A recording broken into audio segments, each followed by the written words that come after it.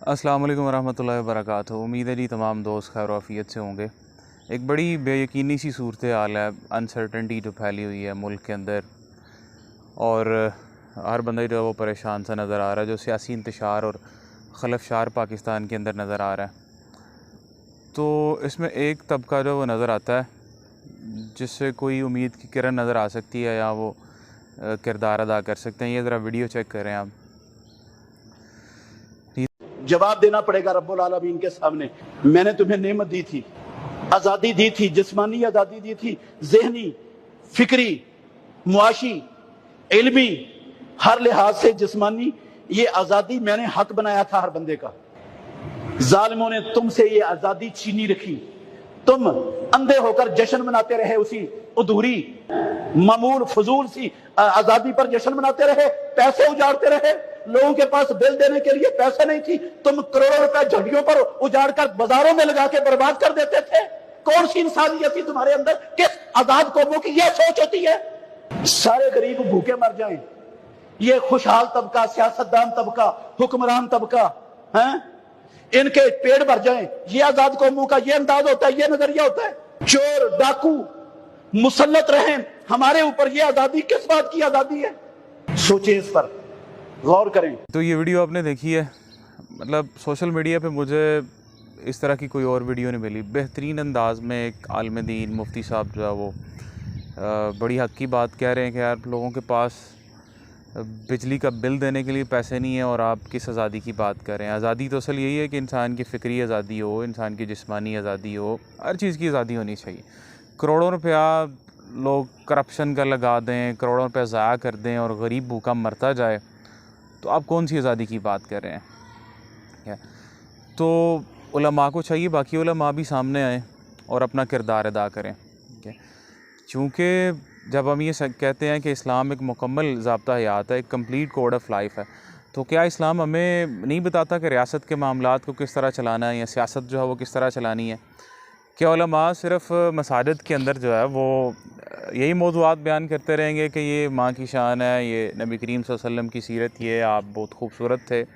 इस पे तो यकीनन किसी का इख्तलाफ नहीं है यार। मतलब नवाज़ शरीफ साहब भी मानते हैं कि रसूलुल्लाह सल्लल्लाहु अलैहि वसल्लम बड़े खूबसूरत थे, ज़रदारी साहब भी मानते हैं, इमरान खान साहब भी मानते हैं, बल्कि काफ़िर भी मानते होंगे कि आप जो आला सिफ़ात के हामिल थे, आला अखलाक के हामिल थे। लेकिन नबी करीम सल्लल्लाहु अलैहि वसल्लम का जो निज़ाम है, जो आपका सिस्टम है, उसको कौन इम्प्लीमेंट करेगा? अब ये उलमा तबका जिनकी हर गली महल्ले तक जो है रसाई है, मसाजिद के अंदर इनके पास बेहतरीन प्लेटफॉर्म है, तो ये पॉलिटिकल अवेयरनेस लोगों को ये नहीं देंगे तो कौन देगा? मतलब मौजूदा सियासी इंतशार और खलफशार इस कदर मुल्क में जो है वो बढ़ गया है कि हमारी जो यूथ है वो पाकिस्तान को ऑन नहीं करना चाह रही, और हर बंदा ये चाह रहा है कि यहाँ से किसी ना किसी तरीके से जो है वो निकला जाए। वो मुल्क जो इतनी कुर्बानियाँ दे के बनाया था, तो उलमा को चाहिए अपना किरदार अदा करें, आगे आए, लोगों को बतलाएं कि इस्लाम एक बेहतरीन सियासी निज़ाम आपको देता है कि सियासत किस तरह जो है वो चलानी है, और सियासत जिसकी बुनियाद अदल और इंसाफ पर हो, जो इस्लामी सियासत है। सही बुखारी और सही मुस्लिम में रवायत आती है, रसूलुल्लाह सल्लल्लाहु अलैहि वसल्लम ने फरमाया कि कानत बनु इसराइल तसूसुहुमुल अंबिया कुल्लमा हलक नबीयुन खलफहु नबीयुन वलाकिन ला नबी बादी। कि आपने कहा कि बनी इसराइल के जो सियासी निज़ाम थे, जो रियासत के अमूर भी थे, उनके अंबिया जो है वो चलाया करते थे। जब एक नबी जो है वो फ़ौत हो जाता था तो उसके बाद दूसरा नबी आ जाता था। लेकिन आपने कहा कि मेरे बाद कोई पैगंबर नहीं आएगा, लेकिन मेरे बाद खुलफा आएंगे, और बहुत सारे खुलफा जो वो आएंगे। तो इस्लाम का जो पॉलिटिकल सिस्टम है, अगर उलमा ये नहीं बताएंगे तो हालात तो आपके सामने हैं। आप देखें, क्या उलमा को इस बात पे इकट्ठे नहीं होना चाहिए कि गरीब जो भूखा मर रहा है, लोग ख़ुदकशियाँ करने पे जो है वो उतर आए हुए हैं, क्या उलमा को सामने आके लोगों को समझाना नहीं चाहिए? क्या इस्टेब्लिशमेंट को नहीं समझाना चाहिए? क्या पॉलिटिकल पार्टीज़ को नहीं समझाना चाहिए?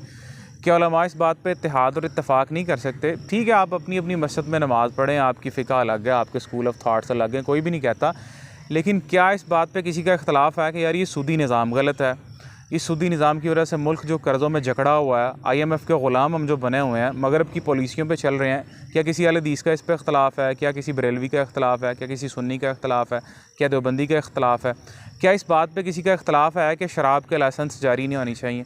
क्या इस बात पे किसी का इख्तलाफ है कि यहाँ पे जो है वो जनाकारी के अड्डे बंद होने चाहिए? क्या इस बात का किसी पे इख्तलाफ है कि यहाँ पे जो करप्शन है वो ख़त्म होनी चाहिए और करप्ट लोगों को पकड़ के फांसी के फंदों पे चढ़ाना चाहिए? क्या इस बात पे किसी का इख्तलाफ है कि यार हुदूदुल्लाह का निज़ाम होना चाहिए?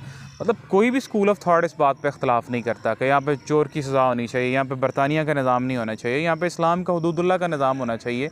छोटे छोटे बच्चों के साथ रेप होते हैं, उनके लिए कैपिटल पनिशमेंट होनी चाहिए, सब तमाम लोगों के सामने उनको सज़ा देनी चाहिए। इस बात पे किसी का इख्तलाफ नहीं है।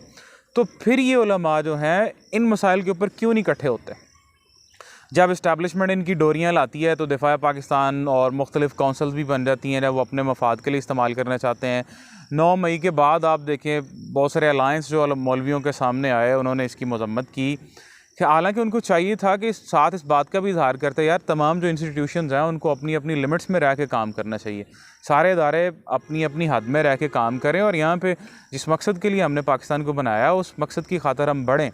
क्या अहल हदीस, क्या सुन्नी, क्या बरेलवी, क्या देवबंदी, क्या सारे इस बात पे इकट्ठे नहीं हो सकते? यहाँ पे इस्लामी सज़ाएँ होनी चाहिए, यहाँ पे सूद ख़त्म होना चाहिए, यहाँ पे शराबकारी ख़त्म होनी चाहिए, यहाँ पे शराबखोरी ख़त्म होनी चाहिए, यहाँ पे बदकारी के अड्डे ख़त्म होने चाहिए, यहाँ पे जान माल इज़्ज़त का तहफ़्फ़ुज़ होना चाहिए, यहाँ पे मावरा अदालत कत्ल नहीं होने चाहिए। मतलब इस पर किस इमाम का इख्तलाफ है? ना इमाम का इख्तलाफ है, ना इन लोगों का इख्तलाफ है।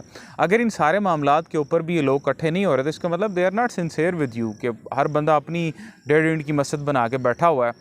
तो अल्लाह ताला ने तो ईसाइयों को भी ये दावत दी है। अल्लाह ताला ने कुरान मजीद में फरमाया कि या अहलल किताब तालू इला कलिमतिन सवाइम बैनना व बैनकुम, कि हमारे दरमियान और आपके दरमियान जो सिमिलरिटीज़ हैं कि अल्लाह नाबुदा इल्लल्लाह, कि हम सिर्फ़ अल्लाह की इबादत करें। तो ईद की जो बातें हैं वो तो आपको ईसाइयत में भी मिल जाती हैं, बाइबल में भी मिल जाती हैं। तो आओ इस बात पे तो हम इकट्ठा हो जाएं, जो हमारे और तुम्हारे दरमियान जो सिमिलर चीज़ें हैं। तो हम तो फिर एक कलमा गो हैं, कुरान को मानने वाले, एक सुन्नत को मानने वाले। तो पाकिस्तान जिस मकसद के लिए हासिल किया गया था, उलमा, जब देखिए क्रेडिट लेने की बात आती है तो हर बंदा ही ये बात करता है जी उलमा का भी किरदार है, तलबा की भी किरदार है, यहाँ पे सियासतदानों का भी किरदार है।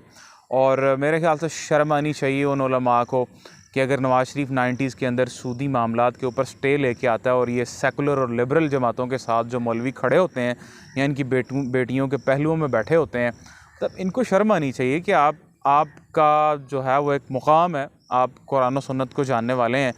तो सारे उलमा को कम से कम एक अलायंस ऐसा होना चाहिए जिस पे बात करें इन चीज़ों के ख़िलाफ़ और खुल के सामने आए। मतलब क्या ये मस्जिदों की हद तक किया कि सिर्फ जी अफजल जिहाद जो वो ज़ालिम हुक्मरान के सामने कलमा हक़ कहना है, तो इसको इम्प्लीमेंट कौन करेगा? मतलब इस्लामी निज़ाम की और इसकी सिस्टम की बात कौन करेगा? क्या सिर्फ चंद लोग ही करेंगे? क्या बाकी बहुत सारे उलमा बहुत अच्छा काम भी कर रहे हैं, लोगों को अवेयरनेस भी देते हैं। तो क्या इन लोगों को इस बात पर इकट्ठे नहीं होना चाहिए? ठीक है, तो अगर ये इकट्ठे नहीं होंगे तो फिर तो आपको पता है कहाँ से सारे सिस्टम चल रहे हैं, पॉलिटिकल पार्टीज़ बनती हैं, सियासी निज़ाम गंदा किया जाता है। सबसे बड़ी रुकावट इस्लामी निज़ाम में यहाँ पे कौन है? कोई सियासतदान नहीं है, कोई बाकी लोग नहीं है। तो ये गुजारिश और रिक्वेस्ट और दरख्वास्त यही है कि किसी तरीके से हमारी बात भी जो है वो इन लोगों तक पहुँचे यार, कि कम से कम ये जो मसाइल हैं जिसकी वजह से आज मुल्क जो है वो मतलब हर बंदा एक इतनी जो है अनसर्टेनिटी फैली हुई है कि लोग यहाँ पे स्टे ही नहीं करना चाहते, लोग इसको ऑन ही नहीं करना चाहते। लोग कहते हैं कि हम यहाँ से निकल जाएं, किसी भी मुल्क में चले जाएं। अगर आप लोगों को अवेयरनेस नहीं देंगे तो फिर कौन देगा? अगर आप लोग इन चीज़ों पे इकट्ठे नहीं होंगे तो फिर कौन जो इन चीज़ों पे इकट्ठा होगा? आप मसाजिद में अगर सिर्फ यही बात करते रहेंगे आप कि माँ बाप की खिदमत करनी चाहिए, मियाँ बीवी के हुकूक हैं, ये सारी बातें तो लोगों को पता है, लोगों को याद दहानी भी होनी चाहिए। लेकिन इन सब चीज़ों के साथ साथ मतलब जो गरीब मर रहे हैं इसका पुरसान हाल कौन है? और एक हदीस है सुनन तिरमिज़ी के अंदर, हदीस है अबू मरियम अज़दी रज़ी अल्लाह ताला अन्हु सैयदना मुआविया रज़ी अल्लाह ताला अन्हु के पास आए और उन्होंने आके कहा कि मुआविया रज़ी बड़े खुश हुए कि आपकी मुलाकात का शरफ़ जो हमें मिला है वो किस वजह से मिला है? उन्होंने कहा रसूलुल्लाह सल्लल्लाहु अलैहि वसल्लम से मैंने सुना था कि अल्लाह ने किसी भी इंसान को मुसलमानों का अमीर या वाली मुकर्रर किया और उसने लोगों की हाजात, ज़रूरियात और लोगों का फ़क्र, लोगों की गुर्बत को उसने इग्नोर कर दिया, फरामोश कर दिया, तो अल्लाह ताला जो है वो उसकी ज़रूरत, हाजात और उसकी इन चीज़ों से को फरामोश कर देगा। मतलब कि क़यामत वाले दिन अल्लाह ताला जो है वो उसको फरामोश कर देगा। तो क्या लोगों को ये चीज़ें कौन बतलाएगा? ये उलमा बतलाते हैं, बहुत सारे उलमा भी बतलाते हैं, लेकिन प्रैक्टिकली ज़रूरत है कि लोग ये सामने आएँ। जब आप डिफरेंट काउंसिल्स बना सकते हैं, जब आप इस्टेब्लिशमेंट के कहने पे जो है वो सारा कुछ कर सकते हैं, आप बयानात भी दे सकते हैं, बड़े बड़े इज्तिमा जलसे भी कर सकते हैं 9 मई के हवाले से। गलत हुआ, ठीक है गलत हुआ, लेकिन दूसरी साइड पे आप ये भी तो प्रेशराइज़ करें, अपने डेलीगेशन लेके जाएं लोगों के पास कि यार क्या निकालना चाहते हो उस मुल्क में से, मतलब कितने को एक्सपेरिमेंट आप करना चाहते हो। मतलब 76 साल हो गए, आधा मुल्क पहले टूट गया, आपके सरहद के लोग जो है वो आपके साथ खड़े होने के लिए तैयार नहीं है। चौकों चौराहों में लोग बैठ के दिफाई इदारों को, आप इस्टेब्लिशमेंट को, अफवाज को जो गालियाँ निकाल रहे हैं, हर बंदा लान तान कर रहा है। तो आप किस डायरेक्शन में लेके जा रहे हैं कि यह मुल्क इस वजह से बना था।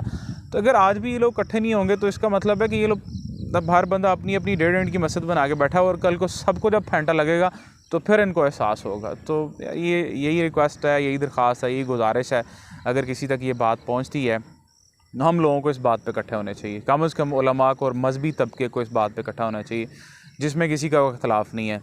तो बाकी इंशाअल्लाह अल्लाह ताला फिर बेहतर करेगा। अस्सलाम वालेकुम व रहमतुल्लाह।